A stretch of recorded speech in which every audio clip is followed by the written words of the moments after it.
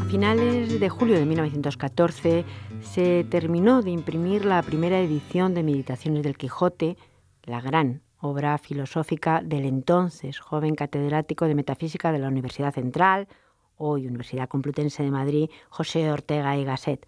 Celebramos, por tanto, el centenario de esta gran obra, Meditaciones del Quijote. También unos meses antes, en marzo, Ortega había pronunciado en el Teatro de la Comedia la conferencia Vieja y Nueva Política, que luego apareció como libro pocos días después. Por lo tanto, tenemos estas dos celebraciones, además de hablar de la generación del 14, esta generación que lideró Ortega y de la que también celebramos el centenario en este año. Pues bien, son muchos temas y Ortega como fondo y como tema principal, y lo vamos a hacer con el catedrático de Filosofía de la UNED, el profesor Javier San Martín. Bienvenido. Muchas gracias. Hablamos, por tanto, de una gran conmemoración, porque esta generación del 14 significó mucho para España en el campo de la filosofía, pero también de la política, del arte, de la literatura, y por otro lado hay estas dos piezas muy importantes en la filosofía del propio Ortega. Sí, el año 1914 fue para España verdaderamente, diríamos, casi espectacular. Como has dicho muy bien, se producen esos dos acontecimientos, el nacimiento de la generación del 14, o por lo menos la constelación de esa generación que va a ser decisiva, porque la renovación española que se produce con la República está protagonizada por esta generación. Pero a la vez, tanto en la filosofía como en las ciencias, esta generación es de un impacto extraordinario, que solo la guerra civil, por no aceptar una parte de la población española, la que venció en la guerra, que claro estaba protagonizada o estaba dirigida por un grupo de militares, pero también tuvieron sus grandes apoyos, ¿no? Y por eso, en parte también por eso pudo ganar y mantenerse. Pues solo esa parte de España que no aceptaba lo que diríamos que son los frutos de la Ilustración europea es la que hizo fracasar el enorme resurgir que se dio en España a raíz de la generación del 14. Y por eso, pues el recordar esos acontecimientos y lo que supuso ese año, yo creo que es muy necesario e importante para nosotros. Aunque estamos hablando en ese momento de un Ortega muy joven, porque aunque ya era catedrático y ya tenía relación pues con lo más granado, estaba pues en el proyecto pedagógico de Francisco Giner de los Ríos, con una colaboración con la Institución Libre de Enseñanza, en fin, muy amigo de Juan Ramón Jiménez, pero en este entorno también hay que recordar que enseguida empezaría la Primera Guerra Mundial y también lo que eso significó. Ortega tiene una filosofía que, según luego su discípulo Julián Marías, empezaba ahí y se fue afianzando, no tanto en etapas, sino simplemente madurando como cualquier ser humano madura. Sí, Ortega escribe Meditaciones del Quijote, la publica en 1914, en julio de 1914, días antes de la Primera Guerra Mundial. Pero es una obra de un Ortega muy joven, tiene 31 años recién cumplidos, los había cumplido en mayo de ese año, y todavía está fraguando su filosofía, de manera que Meditaciones del Quijote, que es un libro excepcional, de una literatura espléndida, una capacidad metafórica, de metáforas, de creación de metáforas excepcional, sin embargo es un libro muy difícil. En él se inaugura lo que después el propio Julián Marías llamaría la Escuela de Madrid. La Escuela de Madrid es una corriente de la filosofía española que tiene su apogeo en la Segunda República y que termina dispersándose por el propio exilio de la mayor parte de sus protagonistas. Y es una escuela que es seguramente lo más importante que ha dado España a la filosofía. Y todo eso empieza en Meditaciones del Quijote. Entonces, desde esa perspectiva, Meditaciones del Quijote pues es una obra con un significado filosófico extraordinario, aunque, insisto, en que es terriblemente difícil comprenderla a fondo, ¿no? Tanto que irá saliendo en el debate, hemos tenido serios problemas para entenderlo. Pero es difícil de entender porque su literatura es enrevesada, porque precisamente este mundo de la metáfora, en la que desde luego Ortega es un gran maestro, pues hace que haya que interpretar, y a veces interpretar pues no es tan fácil.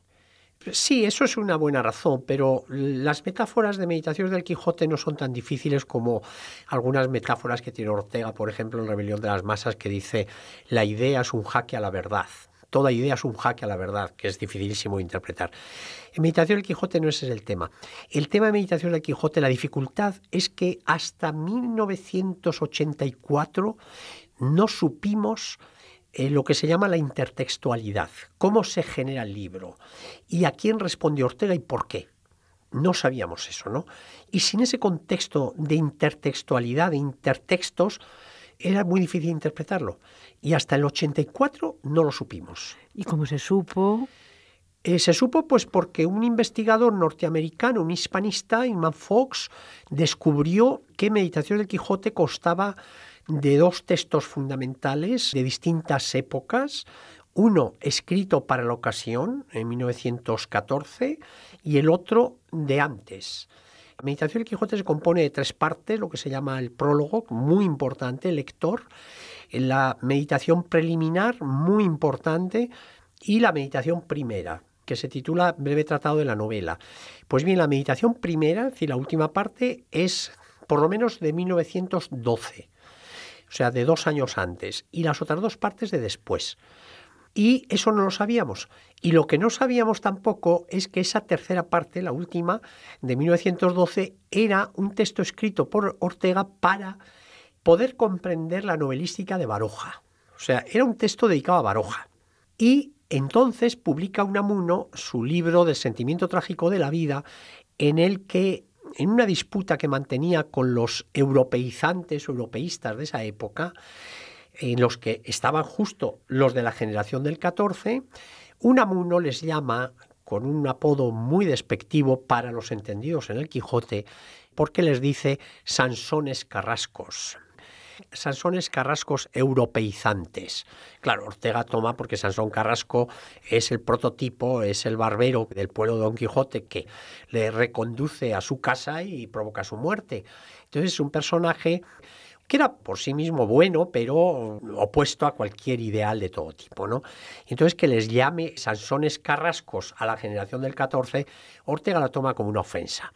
Y entonces toma ese texto que había dedicado a Baroja y con él va a intentar contestar a Unamuno, al que les ha insultado llamándole Sansones Carrascos, pero también dándole bastante razón.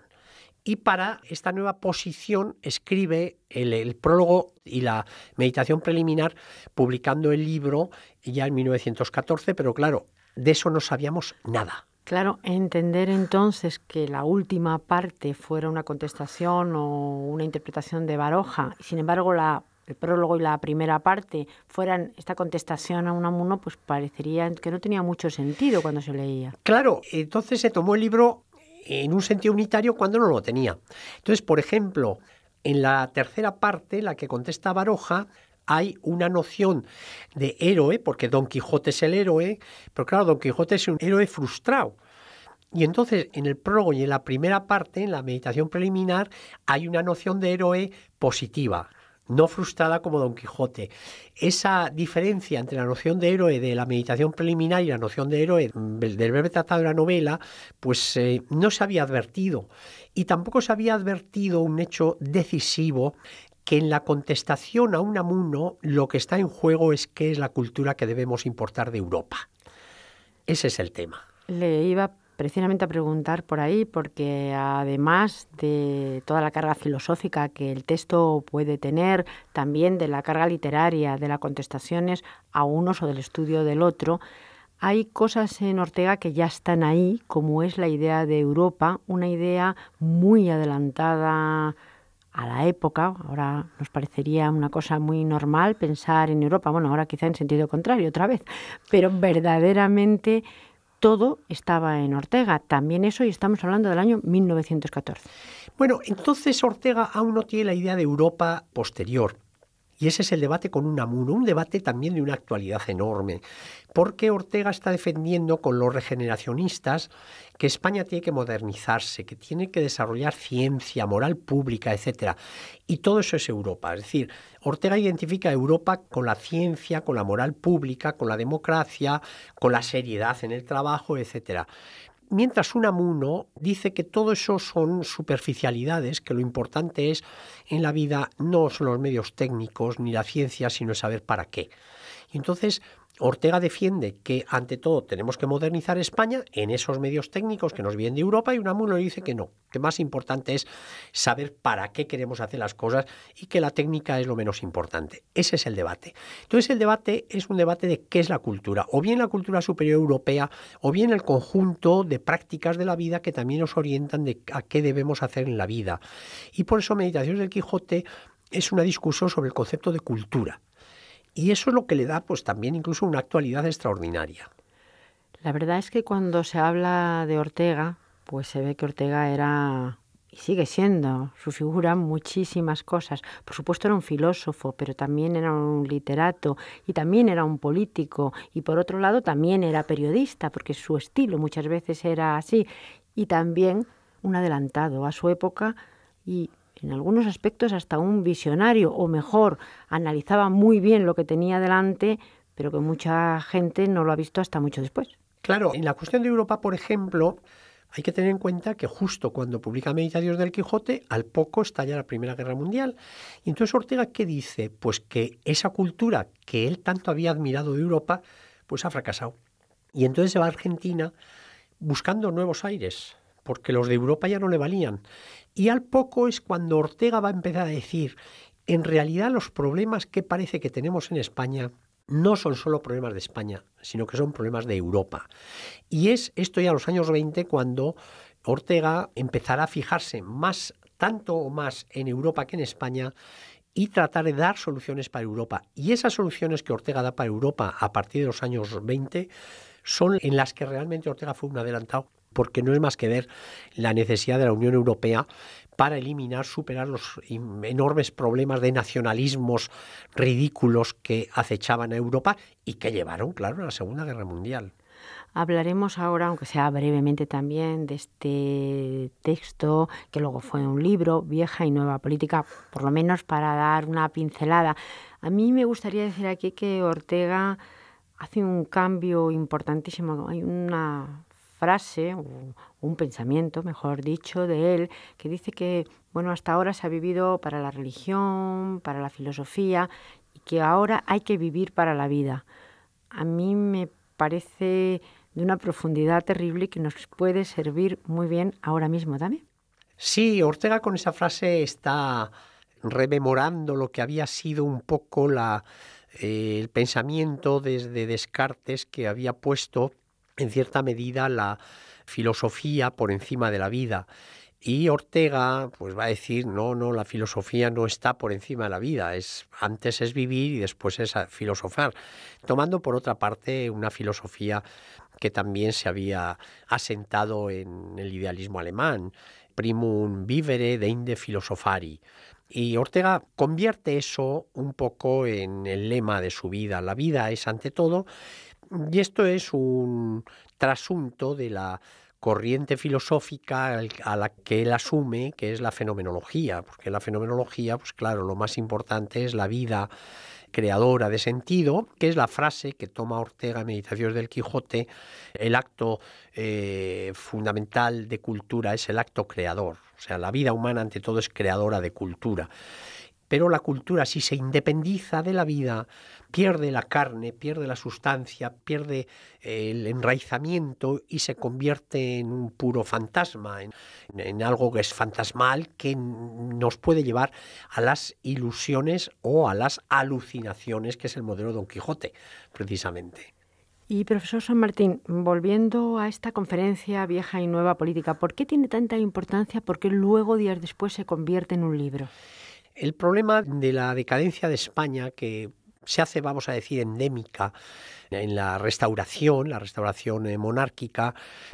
Hay que tener en cuenta que desde la muerte de Alfonso XII, España vive en una situación tanto peculiar, vive sin rey. Alfonso XIII asume el mando con 14 años. Un niño de 14 años, por mucho que queramos, pues no puede ser un rey maduro.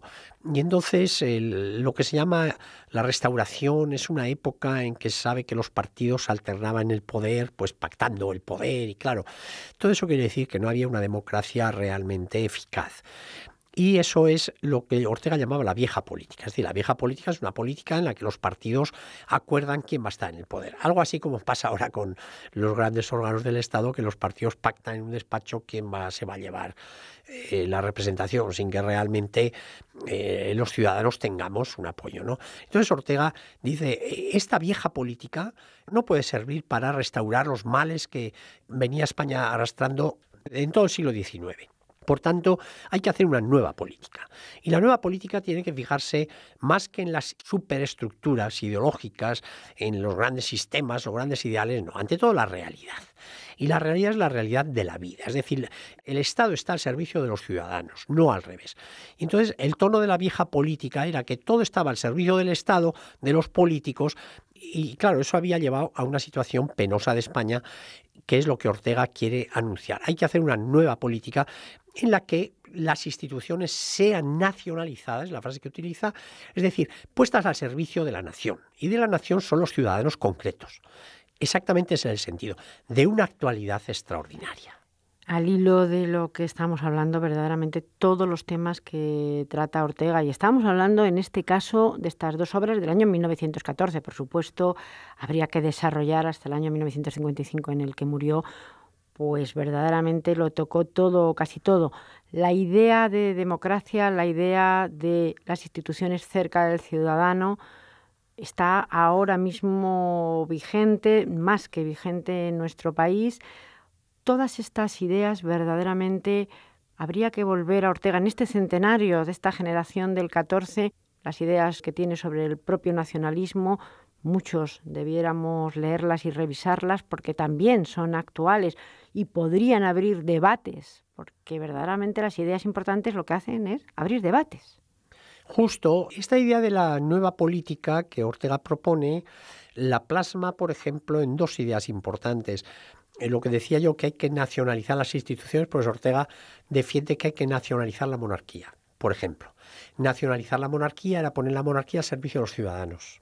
Una idea impresionante que, como luego no se hizo, porque vino la dictadura de Primo de Rivera, en la que la monarquía se puso por encima de los ciudadanos, pues la monarquía se perdió. Y entonces vino la Segunda República. Pero en la época de la dictadura, Ortega escribió unos textos excepcionales que se titulan La redención de las provincias. Ya el título es tanto un eufemismo porque Ortega por provincias no entendía las provincias, sino las regiones. No entendía las provincias porque no le dejaron poner las regiones, porque era la redención de las regiones, porque las provincias son entidades artificiales creadas en la Revolución Francesa, al estilo napoleónico, porque lo que cuentan realmente son las regiones. Y entonces Ortega, en la redención de las provincias, defiende la nacionalización o revitalización, siempre la palabra vida, de las regiones, en un sentido semejante al que después se incorporó en la Constitución española del 78 en las comunidades autónomas. Y estamos en lo mismo. Por lo tanto, el debate sigue ahí. También su idea sobre los problemas que pudiéramos tener en cuanto a los nacionalismos dentro de nuestro país. Él, desde luego, tenía sus ideas propias desde siempre. Sí, y además para él el problema del nacionalismo era un problema que le preocupaba enormemente. Para él la regeneración de las provincias o de las regiones no era tanto una forma de resolver el problema del nacionalismo como una forma de revitalizar España. Es decir, lo que se dice ahora bottom-up, desde el fondo hacia arriba, eso es lo que proponía Ortega en la regeneración de las provincias. Es decir, hay que revitalizar la vida política empezando por lo más inferior, municipios, pasando las regiones y el Estado. Esa era la idea suya, que es la que se ha plasmado en la Constitución. Por eso yo muchas veces digo, España, que abandonó a Ortega o se olvidó de Ortega en el año 1960, al poco de su muerte en 1955, ha tenido que asumir a Ortega por vía de la Constitución del 78. Este es el tema global de las provincias. Ahora, ahí se engarza el problema de los nacionalismos. Y ese es un problema que Ortega le apenó mucho, peleó mucho por introducir claridades en él, pero el tema del nacionalismo afecta sentimientos y los sentimientos son difíciles de dominar y controlar, ¿no? Y por eso en la República, siendo diputado, peleó hasta la saciedad por introducir cierto orden y por lo menos poner claridad, pero los sentimientos ahí sí tuvieron mucha importancia. Aún así, hay que seguir leyendo a Ortega en este año en el que se está conmemorando estos dos magníficos textos y supongo que a lo largo del año dentro y fuera de España. Hemos celebrado este año muchas cosas, hemos hecho actividades, aquí tuvimos un pequeño encuentro, en Sevilla también se organizó en la facultad, hay todavía un encuentro sobre la generación del 14, porque creo que sí que España merece recordar todos estos textos y desde luego leerlos de nuevo porque son una fuente inagotable de enseñanzas. Muchísimas gracias y seguiremos hablando de Ortega. Pues muchas gracias.